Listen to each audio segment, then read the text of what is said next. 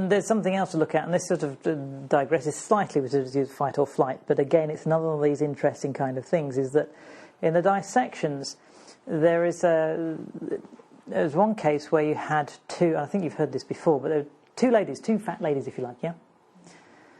And they're both roughly about the same age. We've no idea what they've died of, because we're not allowed to know this thing. However, they're roughly about the same height and weight, and you would say, oh yes, two fat ladies. Now, one of them, ostensibly when you're doing the dissection, is one of them, the fat layer, was several inches thick and way too much fat around the various different organs, and you'd say, yes, this lady could have done with losing a few pounds. Yeah? The other lady, on the other hand, had I think it was about an inch of fat, which is about right, and she had very large organs. You know, to pretend that actually a dwarf is going to have the same size heart, liver and lungs as someone who's 6 foot tall is stark raving potty. And in this particular case, this lady, with in essence, obviously apart from being a cadaver, obviously, would have been in essence perfect health. Is that if she'd lost weight, her muscle to fat ratio would have been made incorrect, and she would have been poorly. She would have made herself ill. And so therefore there's one of these things that, what is the weight we should be? You know, there are various issues to consider here, is that we have to be very careful before we start saying, oh yes, I must lose weight. Yeah, who says what? Every blinking magazine you see? Or is it just because somebody says so, because every woman thinks they should lose weight because somebody says so? Who says this? In Marilyn Monroe, it's one of these daft statistics. Apparently Marilyn Monroe, with the weight and shape she was at the peak of her career, would have been classified as obese now, which is insane. It's like, no, you keep the weight you are, dear. Yeah? So, let's get back to this. So, fats, natural and unnatural. Saturated fat and unsaturated fat, dietary-wise, we should really be consuming about 50-50. Okay, none of this polyunsaturated rubbish. Okay, we need about half and half. Our body does not store unsaturated fat. It fills in the holes. The difference is really that one is bendy at room temperature, unsaturated fat. In other words, it really has a string of hydrogen atoms and there are spaces, which allows it to bend. Okay, olive oil, fine example of an unsaturated fat. A saturated fat is solid at room temperature because quite literally all the hydrogen atoms are chock-a-block. They're stacked in. When the body stores it, it says we're not going to have any of these spaces left. We need to fill in the holes, and it creates a saturated fat when it's storing it. Yeah. A trans fat, in other words, margarine, shortenings, fake fats, Olivio, willow, and all these other daft things. They look like this. It is a pretend. What they're doing is they're trying to convert something that is an unsaturated fat, and trying to force by hydrogenation, in other words, firing hydrogen at it to make it solid at room temperature, and so you end up getting something that doesn't actually, which sort of resembles this but isn't really quite right. It's pretend, and the body knows it's fake, and so therefore doesn't really know what to do with it, and so strangely enough you start to have issues. Your body starts to go, I think I'll stick that over there. No. So when we're talking about Ansel Keys's lovely piece of research, which everybody always bangs on about in the 1950s, that started all this saturated fat is bad for you, the problem with the piece of research is that he saw no difference between saturated fats and fake saturated fats versus unsaturated fats. Because as far as you're concerned, they were the same. So this sort of debunks his bit of research, really, that started it all off. Now, there's lots of other things to do with that, but unnatural fats are fake. It wouldn't have looked like food to Ugg the caveman, so it probably isn't food now. And ostensibly, there are lots of pieces of information, really, that confirm that, yes, fake saturated fats may well contribute to things like the production of something called lipoprotein A, which is the marker for heart disease. So yes, you say in one side, you could say saturated fats are contributors to heart disease. Well, which type of saturated fats? Do you mean the natural ones, like lard and butter? Or do you mean the fake ones, like margarine and other things? Well, the chances are it's probably actually the fake ones, not the real ones. Because guess what? Man has been consuming fat for many, many thousands of years, and lo and behold, prior to 1912, heart disease did not exist. And yet by 1953, after the introduction of shortenings and margarines in 1922, heart disease was the biggest killer in the United States. if supposedly everybody is really correct about how healthy we're eating, why are we getting worse, not better? Yes, we're living longer, but we're certainly not living healthier, and we're actually getting fatter. Is it because our bodies are stressed out of their minds because quite literally we're not eating right? It's the food we're actually eating that is a stressor, a major stressor. Now, those who remain on fat-free diets for any length of time develop a variety of health problems, including low energy, difficulty in concentration, depression, weight gain, and mineral deficiencies. Does this sound similar to maybe low serotonin and dopamine levels? Are we maybe stressed, and so therefore this is what's happening, is we are trying to consume something. The body actually really would prefer to have a bit of fat. Thank you very much. This is from Eleftheria Malatos-Fleer, who is the director of obesity research, so she should know what she's talking about. And she's also Harvard Joslin Diabetes Center. For 30 to 40% of the population, low-fat diets are counterproductive. They have the paradoxical effect of making people gain weight. Could it be because the body is under stress and so therefore is gaining weight because of low dopamine and low serotonin levels? Maybe. Is it maybe that the food they're eating hasn't got any light in it? Hasn't got any life in it? Maybe. So the addition of saturated fats to the diet reduces the levels of a substance called lipoprotein A, which may correlate with the risk for heart disease. So actually, if you eat saturated fat, you're actually reducing your risk of heart disease. Research has shown that when women diet, those eating the greatest percentage of total fat in their diets as saturated fat, they lose the most weight. Now, there are two factors involved in here. Is it because the body's going, oh, wow, great, fantastic, we're feeling nice and full? And also, is it because one of the other key things is if our body is toxic, environmentally toxic, in other words, if we're eating rubbish, and particularly I would say heavy metals and other types of chemical pollutants, the body's very good at protecting itself. One of the key things that fat does is it stops you being poisoned, is that it protects the major organs. And the reason we have fat around the various different organs is if the organs get poisoned, the fats go and tries and soak up the poisons. Apparently, it's actually much harder to poison someone that's fat than someone that's thin because the body's ability to withdraw those toxins away is much better. But it also means that if your body is consumed with lots of toxins, the body is more likely to produce more fat to protect itself. And the only way to get rid of those fat-soluble toxins, and there are fat-soluble vitamins as well, but fat-soluble toxins, is to consume plenty of lovely, clean fats to replace them so they can get rid of them. Because obviously they're fat-soluble toxins, it needs more of that to get rid of it. Makes sense, really? Consume more fat, lose weight. And also maybe have better fat, cleaner fat.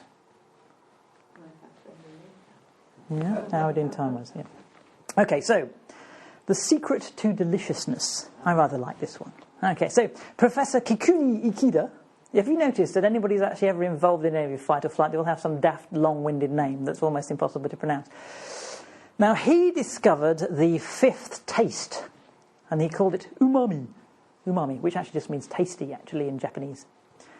Now, the receptor in your tongue and actually in the brain is glutamate, a relation of glutamine by the combination of arginine, and also actually ornithine, which comes from arginine, and off we go.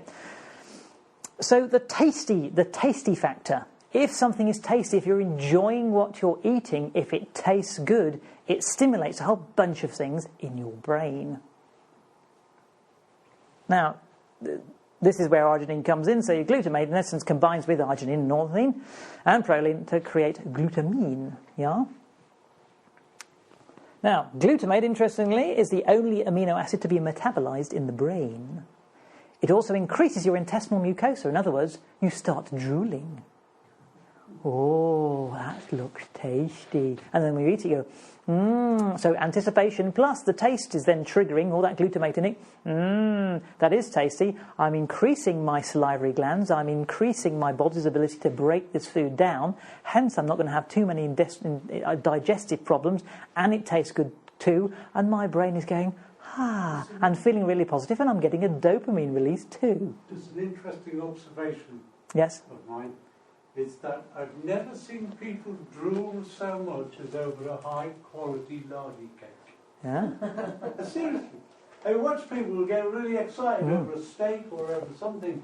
Well, over the past few years, I've watched people with lardy cake, the smell and what have you, and literally you can see them dribbling.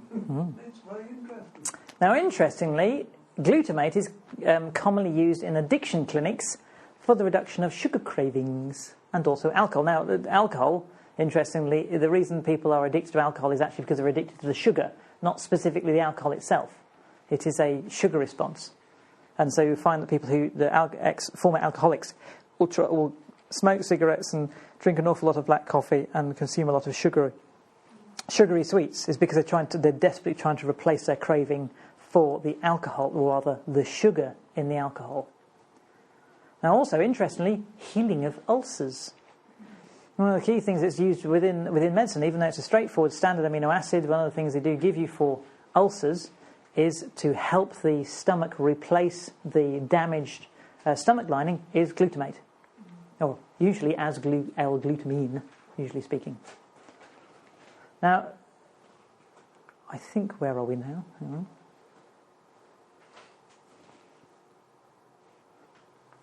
Yes, now, here we go. Now, remember the positive bit.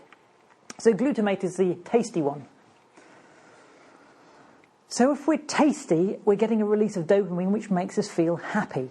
Now, this is why monosodium glutamate was developed, in essence. In fact, I'm trying to think of the two French chaps that discovered asparagine, but there was an awful lot of research in the early 20th century to try and make food more tasty. And this is where we get, to a certain degree, things like glutamate in things.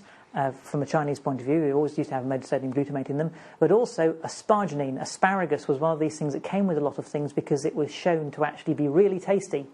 Yeah, as it got people drooling. Now we also know that asparagus also makes your wee smelly. Yeah, but they wanted to know why this was. So you also have another one of these things like caffeine is something else as well. It stimulates our intestines and our liver and gets things. So we actually it stimulates our umami response again. So this is why coffee, quite often you have coffee with some food because it helps you digest and it helps you feel more as though something's tasty. It's a stimulant, yeah. So you feel happy.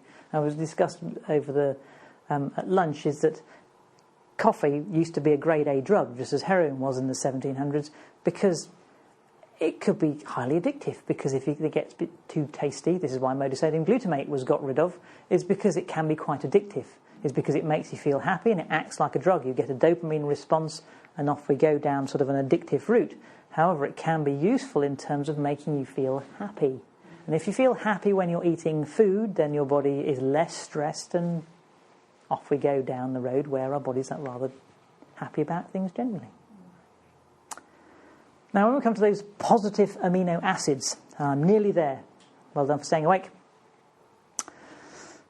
These are the only positively charged amino acids. Now, interestingly speaking, I find this rather...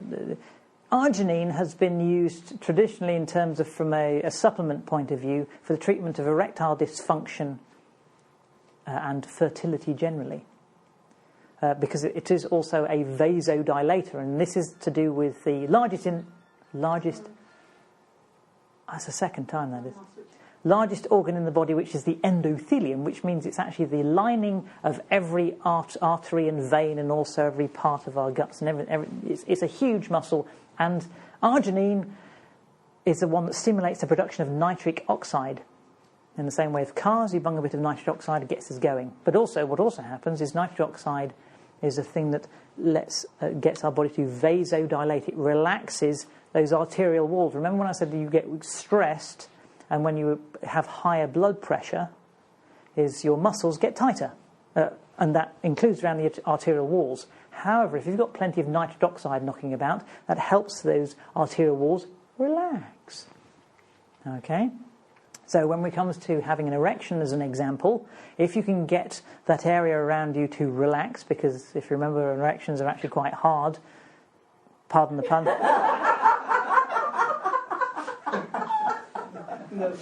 Oh dear, we're going to have to do a bit of editing here. I guess. but we have to be relaxed in one area and actually quite tense in other areas, okay, to actually get good blood flow. I'm sure I've just gone red. Now, lysine is becoming more and more well known, and whether it's be anecdotal or not, and I know that other people I think of actually swear by the stuff, lysine for herpes simplex, as in cold sores.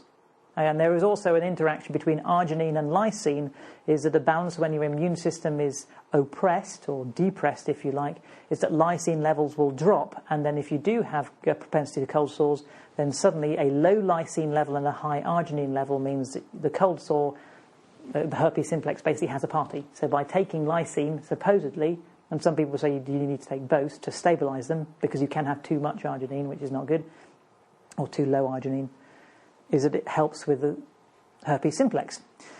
Histidine, interestingly, also has a interaction with fertility and erectile dysfunction, and also supposedly has something to do with toxicity. However, all three of them, they are all three positively charged, and all three are the three amino acids that seem to have quite a bit to do with sexual function generally, in the same way as that tryptophan, phenylalanine, and tyrosine have all to do with ultraviolet light and dopamine and serotonin release. Interestingly, arginine, lysine, and histidine, being the only ones that are positively charged, are all to do with positive performance. So, interesting enough, arginine is ornithine, which is just a step across, helps with toxicity. Lysine helps with toxicity with regards to heavy metals. Histidine helps with toxicity, heavy metals. And lysine as carnitine helps with toxicity. So is there a link between high levels of toxicity, particularly heavy metals, and sexual function? One could argue, yes, indeedy. So think positively when it comes to these types of things. Is that arginine, male fertility and erectile dysfunction, lysine, herpes simplex, histidine, climax and vasodilation. Yes? Everybody following me on that one? So when we come to the stress response, this is another stressor. Environmental as in what you're eating, but also what is going in there, what is being held. Is it being held in the fat cells? And your body's ability to try and get rid of these heavy metals involves those amino acids again. So you've got fats on the one side that help absorb the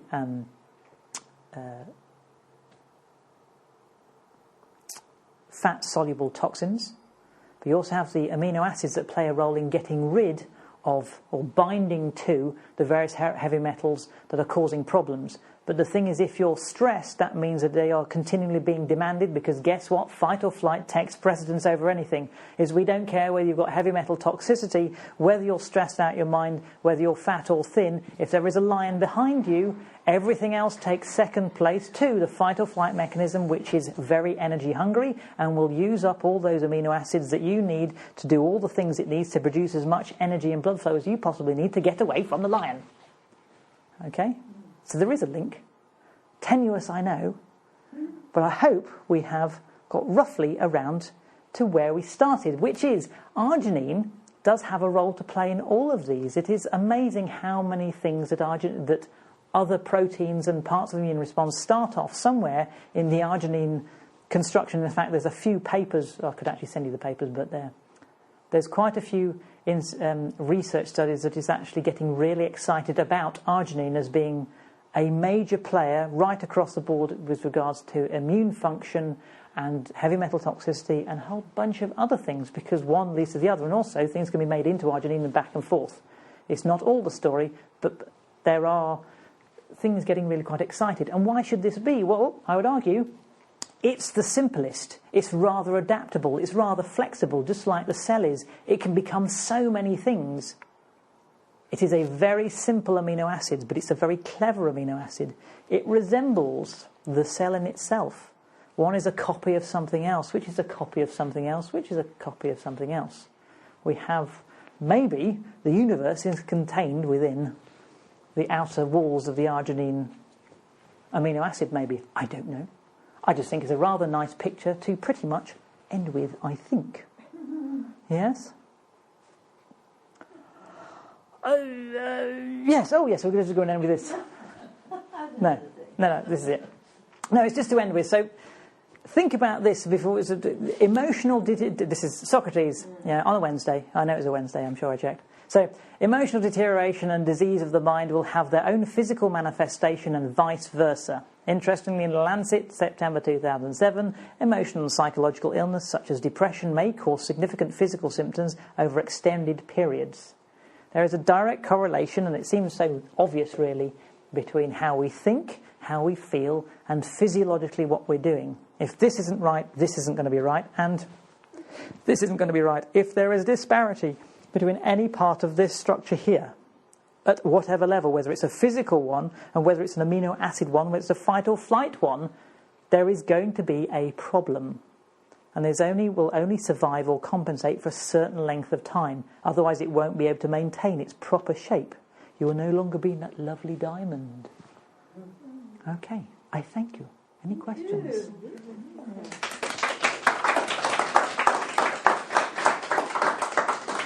Questions, anyone? Could you run through that again? Weren't you listening? Just one question. You mentioned histidine. Yes. Is that different from histamine? Yes and no.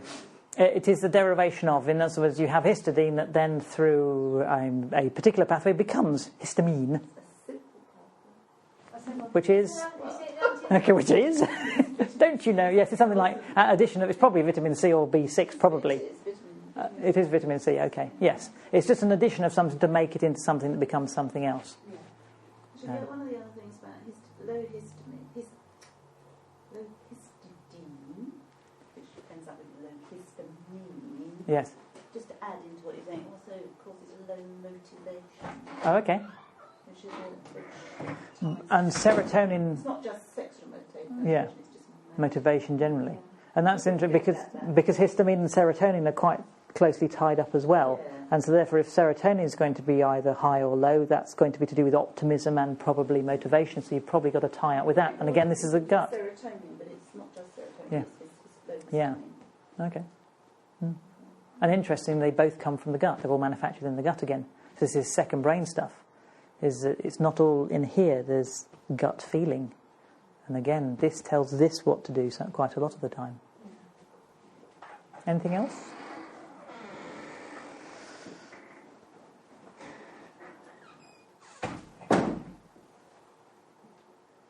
Is there anything drastic I have missed? Anything someone disagrees with fundamentally that I've said? No? Okay, we can all go in then. Just oh no. one little thing. You mentioned the brain here. Yeah. You didn't mention the brain here, the heart, did you? Because there is that as well. A brain in the heart. Is this a medical term? Well, not brain, but the heart thinks. What you were applying to the lower, also the same neuro sort of configuration applies to the heart. Well, I think there is an element to coming back to, oddly, the reticular activation system, is that medically, from what I've read, is that can possibly be attributed to what you're talking about in terms of the heart, in terms of our dealing with things. But this is something that I'm not particularly familiar with, but this whole thing about consciousness and this balancing act, and I suppose we come back to that, the centre of this is love is in the centre. Now, there is an inference that it has to be there. There has to be this either allostatic or homeostatic point in the centre for this to function correctly. You can see it here, this structure here says there is a crossing point where all three meet. So yes. You did point it out on yes. the thing. Medically though, you couldn't say, oh yes, I've definitely found it, or it's definitely there. That doesn't mean to say it isn't, but in medical terms you'd probably be pushed to prove it per se. The nearest thing, as far as I understand it, that we get to is this gateway of consciousness, this reticular activation system, which goes beyond this squelch control that says, oh, I'm worried about this, and this decision-making process But again, I'm not. Again, I don't really know enough about it to. But yes, of course there is. There has been research on it. Yes. Quite recent research. Okay. Can't quote. Again, practically every culture has gone on about, the heart. We have it in our language. To say that it's not there would be silly. But where this would fit in the fight or flight mechanism, I don't know. The nearest thing would be this tend or friend response, and biochemically, oxytocin may be well a key to this, but the thing is we're talking about something that is beyond simple biochemistry, aren't we? We're talking about something that is beyond ourselves. It is something that is beyond ourselves. It involves us all as again, social capital and all these other things. Biochemically, to try and explain love, I think, would be a rather depressing thing. And whether it has anything to do with the fight or flight or the rest response, I suspect it probably hasn't, really. It's probably something separate. Nothing can be separate, as you said in the beginning. I don't know. It's. I suppose maybe we're heading into the realms of the soul. Or, maybe we're talking about that. I don't know. You're the man to talk to about that, not me in this particular case. But the yolk, this sphere of the yolk is closest we can get to something that is perfect and usually perfectly spherical, and it is very lovely and golden. Everything else is hard or rubbery. But surely with all the biochemical stuff, we're talking about the lower nature, aren't we? And when we're talking about love, you're not talking about the lower nature. It transcends that. So it's separate then, isn't it? It goes beyond something that is simple biochemistry. So I would argue once again that love is not actually really in the case of lionesses, it could be explained biochemically as a preservation or survival technique, which could be akin to something like that, but I would say it's probably more in the model that's worth considering. Yes. Young, is that of photon of light. Yes. Or light interacting with matter. Yeah. If you say, or if you look at light as consciousness or being interacting with substance, then the dynamics that operate between that are really interesting, and all that you've explained today to me has been a wonderful exposition on the nature of light and matter interacting. Where in any of this is there a lack of consciousness? It isn't. There is nothing in chemistry that doesn't speak of life. No. Or light. Or light. And ostensibly our body knows the difference between something that is living and dead, and we can look at, fresh herbs versus dried herbs. Our body knows the difference, and it acts completely differently on the body. We know about, as we said, the difference between something that is natural, as in L-arginine, versus D-arginine.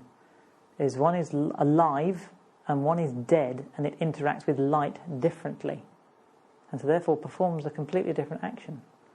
That's interesting. We get into the literary element here.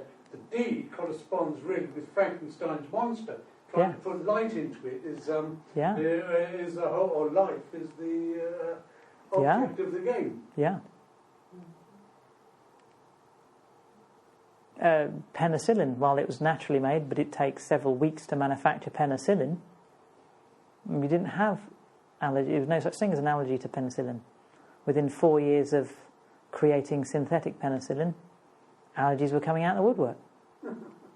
And yet, technically it's the same stuff, and yet it isn't the same stuff.